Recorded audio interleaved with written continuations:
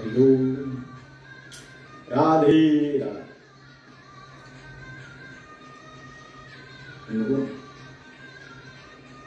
लोक सुमंगल संवाद में कर्तव्य की बात चल रही है। कर्तव्य पथ पर चलना, कंटकाकीर्ण मार्ग पर चलना है, यह इतना आसान नहीं है। और उसमें से भी सेवा के पथ पर चलना लगता है बहुत आसान है, लेकिन बहुत सरल तो है, लेकिन कठिन भी उसी प्रकार से है। क्योंकि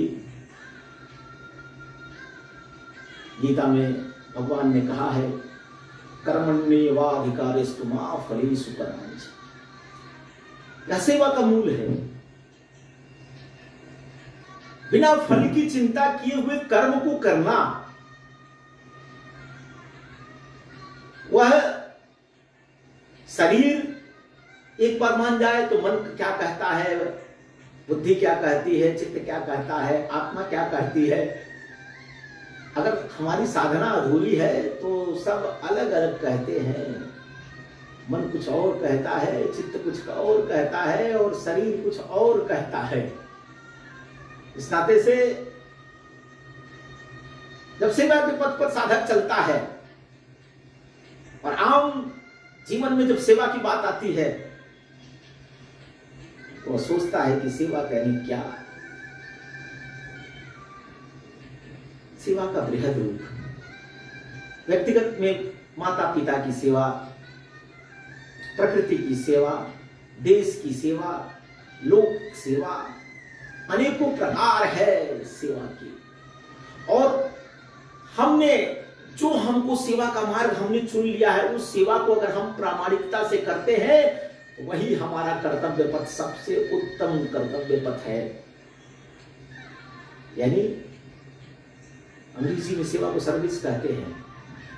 आज हम नौकरी चाहते हैं, युवा पीढ़ी नौकरी के लिए उसको लगता है कि नौकरी में हमारा सब कुछ सुरक्षित रहने वाला है, काम कम करने पड़ेगा। वह उसके लिए आंदोलन भी करने के लिए तत्पर है। सब प्रकार की बातें, रोजगार उसको समझ में नहीं आता है। पहले कहते थे ना, उत्तम खेती मध्यम मांग सागरी भीख निदान। इस देश में तो धरती माता है, धरती माता ही यही एक ऐसा कारखाना है तो सबके पालन पोषण की जिम्मेदारी इसके ऊपर है। और इसकी अगर हमने सेवा किया, इसमें हल चलाया, इसमें से उपजाया अन्न, तो सबका जीवन बच सकता है। सबका जीवन यही सब कुछ देती है। कहते हैं ना कि वह मां है। और भारत में तो गीत गाते हैं ना, विदेश हमें देता है सब कुछ, हम भी तो कुछ देना सीखे। यह प्रकृति हमें सब कुछ दे रही है, धरती मां हमको सब कुछ दे रही है। और उस धरती माता के साथ हम उस पर अट्टालिकाएं खड़ी करते जा रहे हैं, प्रदूषण का उसके ऊपर अंबार लादते जा रहे हैं, कूड़े के पहाड़ खड़ा होते जा रहे हैं। विज्ञान ने अनेकों प्रकार की ऐसे दूषित प्रदूषित केमिकल है, कूड़ा कचरा है, सब इस पर लादते जा रहे हैं। इसकी क्षमता को कम, ऊर्जा को कम करते जा रहे हैं। प्रदूषण इस पर बढ़ता जा रहा है। हम खेती करना नहीं चाहते। गांव में जो हमारी खेती है, पहले कहते थे कि धरती हमारी माँ है, वह माँ हमेशा सुहागन रहनी चाहिए, उस पर हमेशा खेती हल चलते रहना चाहिए, उसकी सेवा होती रहनी चाहिए। लेकिन आज कृषि से युवा भाग रहा है। और जब सेवा की बात होती है तो धरती माँ की सेवा की अगर हम बात करते हैं तो कहते हैं ये कौन सी सेवा। प्रकृति का अगर सेवा की बात करते हैं तो कहते हैं ये कौन सी सेवा। उसको लगता है कि कमा करके कुछ राशि लेकर के आए हैं, किसी का कुछ सहयोग कर दिए, आर्थिक सहयोग कर दिए, किसी के दवा में सहयोग कर दिए, यही सब सेवा है। हम अपने कर्म को, अपने कर्तव्य को अगर ठीक से कर रहे हैं, यह सेवा है। सेवा के प्रकार को जरा बदलिए, उसकी सोच को बदलिए। दुनिया में आप विज्ञान के बल पर चाहे जो खड़ा कर ले, लेकिन प्रकृति ने जो चीजें दिया है जीने के लिए आप ऑक्सीजन नहीं बना पा रहे हैं, आप रक्त नहीं बना पा रहे हैं, आप शरीर के अंग नहीं बना पा रहे हैं, वैसे ही धरती बनी, मिट्टी का कोई विकल्प नहीं है। मिट्टी को आपने अगर नहीं बचाया, आज प्रधानमंत्री जी सॉइल टेस्ट की बात करते हैं कि सॉइल टेस्ट करके उसमें उर्वरक डाला जाए। ठीक है, हमारी आवश्यकता है अन्न की, लेकिन वह प्राकृतिक चीज, जो प्राकृतिक खेती है, जो गोबर वाला खाद है, उसको हम उपयोग करेंगे कि नहीं करेंगे? और कोई कारखाना अन्न नहीं उपजा सकता है। अन्न तो यह धरती माता ही उपजाएगी, यही देगी, वही खाना पड़ेगा, वही फल फूल। वह जो अपनी धरती माता है, अपनी प्रकृति देव है, अपनी उनकी अगर सेवा के साथ हमने छेड़छाड़ किया तो जितना कष्ट मां बाप के दुख देने से, उनकी सेवा न करने से होता है, तो यह मां की भी अगर हमने सेवा नहीं किया ना, उससे कई गुना अधिक अपने को भी कष्ट मिलने वाला है और पूरे समाज को मिलने वाला है, पूरी सृष्टि को मिलने वाला है। यानी यह तो धरती मां जो सब कुछ सबका, हमारे मां बाप का भी इसने पालन पोषण किया, उसकी भी मां रही, आदि मां है। और इस नाते से धरती मां और धरती माता की सेवा की जब बात होती है, तो उसके कर्तव्य पर जो बात हो रही है, और आज उसके ऊपर कितने प्रकार के आप प्रदूषण की बोझ लादे हैं। कभी आपने विचार किया? नाना प्रकार के केमिकल, नाना प्रकार के ऐसे वैज्ञानिकों द्वारा निकला हुआ कूड़ा कचरा निरंतर उस पर डालते जा रहे हैं। प्रबंधन के नाम पर यहां से उठा करके कूड़ा, यहां से उठा करके वहां डाल देते हैं। यानी उसको सामान्य भाषा में अगर समझना हो तो महानगर पालिका का कर्मचारी आपके दरवाजे के सामने से झाड़ू लगा कर कूड़ा इकट्ठा करके ले जाके कहीं और डंपिंग कर देता है, और वह कूड़ा आगे चल करके इधर से उधर प्रबंधन के नाम पर कहां से कहां तक जाता है, लेकिन मां उसको करा रही है, फिर भी संभाल रही है।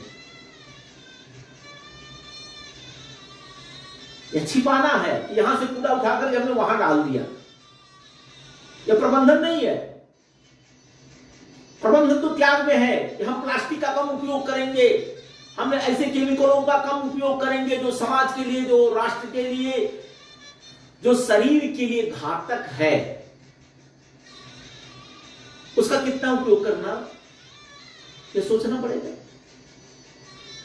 नहीं तो हम प्रयोगशालाओं में ये केमिकल डाल करके, वो केमिकल ऐसे करके, वैसे करके, और वो बढ़ाते जा रहे हैं संकट को। अरे कभी प्राकृतिक जीवन तो जिए, कभी मां के कष्ट, धरती मां के कष्ट को तो समझे। और यह सब बातें, यह जीवन प्रबंधन में आपने आना चाहिए। कहते हैं ना कि अन्न भगवान है, यह पंच तत्व से मिलकर के बना है, और अन्न का कण भी बर्बाद नहीं होना चाहिए। और हमारे पास जो सबसे बहुमूल्य वस्तु जो है ना, वह क्या है? तो कहते हैं कि हमने यह जो समय है, यह क्षण है, और यह अन्न का कण है, यह हमारे लिए सबसे बहुमूल्य है। अगर हमने समय को बर्बाद किया और हमने अन्न को बर्बाद किया, तो हमको कहीं कोई माफ नहीं करने वाला है। यह सृष्टि तभी चल रही है, वह समय वह चला रहा है, वह अन्न है जो यह शरीर चला रहा है।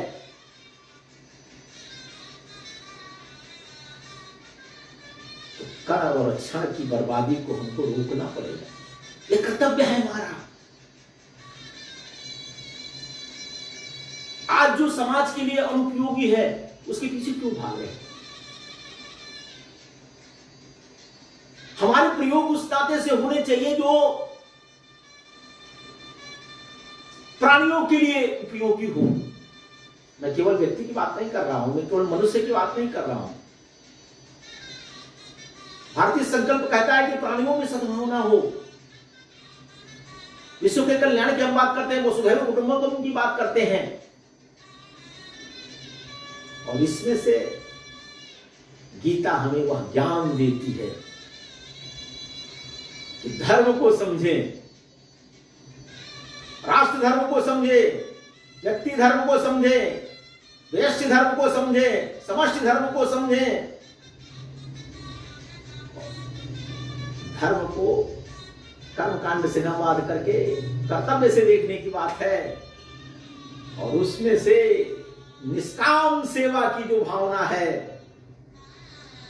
वह सेवा की भावना इस सृष्टि को बचाएगी। और दीनदयाल जी कहते थे ना कि व्यक्ति, परिवार, समाज, राष्ट्र, विश्व, सृष्टि, तो इसके सबके कल्याण की बात राजनीति में भी आनी चाहिए, वो लोक नीति में भी आनी चाहिए। और इन सब के लिए अगर हमने अपने इन ग्रंथों से प्रेरणा लिया, इनको समझा, तो जिस प्रकार का हम कल्याण चाहते हैं, जिस प्रकार के आनंद की हमारी संकल्पना है, परमानंद मिलेगा। नहीं तो केवल सुख में भटके रहेंगे। सुख भी मिलेगा, शांति भी मिलेगी, आनंद भी मिलेगा। नहीं तो शांति के बिना यह सृष्टि कैसे चलेगी। इस नाते से भारतीय चिंतन में देखा कि अंतरिक्ष शांति, पृथ्वी शांति, सबके शांति की संकल्पना की गई है। खाली व्यक्ति के शांति की बात नहीं है, युद्ध में शांति हो जाए खाली, ऐसा नहीं है। तो शरीर, मन, बुद्धि, आत्मा, चित्त सबको शांति मिले। ओम शांति शांति शांति।